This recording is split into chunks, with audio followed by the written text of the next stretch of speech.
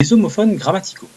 Je dois savoir reconnaître les différents homophones grammaticaux et pouvoir choisir dans une phrase l'homophone correct. Commençons par A avec accent ou A sans accent. Prenons une phrase. Mon chien a mal à une patte. Nous devons identifier quel A correspond à quoi. A sans accent, il s'agit du verbe avoir, conjugué à la troisième personne du singulier. A avec accent, il s'agit d'une préposition. Pour savoir comment choisir, je vais transformer, manipuler ou remplacer pour pouvoir trouver quelle orthographe je vais choisir. A étant un verbe, je peux changer le temps. Je peux mettre un autre temps. Avait, aura. A est une préposition, je peux mettre une autre préposition qui pourrait avoir un sens proche. Ce qui donne mon chien avait mal sur une patte. Avait, c'est le verbe avoir qui a changé de temps, et j'ai remplacé la préposition a par une autre préposition qui pouvait fonctionner, sur. Je sais reconnaître et choisir entre est ou est. Exemple, tu es là car il est absent et je t'en remercie. ES et EST sont deux fois le verbe être conjugué au présent, à la deuxième personne du singulier et la troisième personne du singulier. ET est une conjonction de coordination. Pour choisir, je vais transformer le verbe en changeant le temps.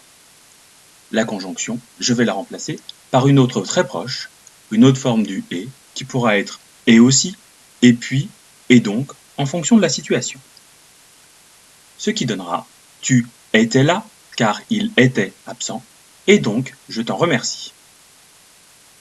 Je sais reconnaître et choisir entre ou sans accent et ou avec accent. Prenons une phrase. Où allez-vous? En classe ou en sport?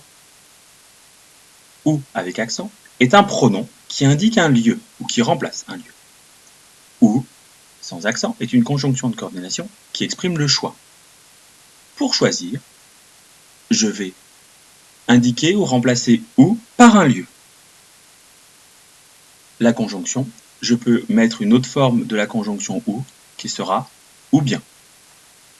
Et je transforme ma phrase de départ. Dans quel lieu allez-vous? En classe ou bien en sport? Je sais reconnaître et choisir entre on sans T et on avec un T. Phrase, on ne sait pas s'ils ont réussi. On, on, est un pronom sujet. Je pourrais le remplacer donc par un autre pronom sujet. On, ont, c'est le verbe avoir. Et donc pour choisir, je pourrais faire d'autres manipulations. Pour le verbe avoir, changer le temps. On, je mets à la place il ou elle. Ont, je vais changer le temps. Avait, auront. Et cela donne, il ne sait pas s'ils avaient réussi.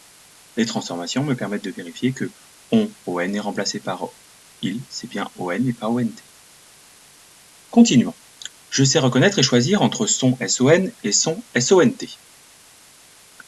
Mon entraîneur et son fils sont des champions. Identifions ce qu'est son son. C'est un déterminant possessif. Sont, il s'agit du verbe être conjugué à la troisième personne du pluriel, au présent. Pour choisir, un déterminant peut être remplacé par un autre déterminant. Je pourrais essayer de mettre mon, le, un et ainsi de suite. Son, c'est le verbe être.